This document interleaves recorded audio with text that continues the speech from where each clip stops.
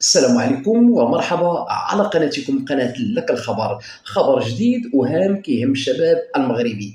برنامج التشغيل الذاتي في المغرب حقق أرقام قياسية سنة 2024. وزير الإدماج الاقتصادي يونس السكوري كيأكد أن البرنامج ساعد أكثر من 8700 حامل مشروع هذه السنة، والنتيجة هي إحداث 2838 مقاولة جديدة.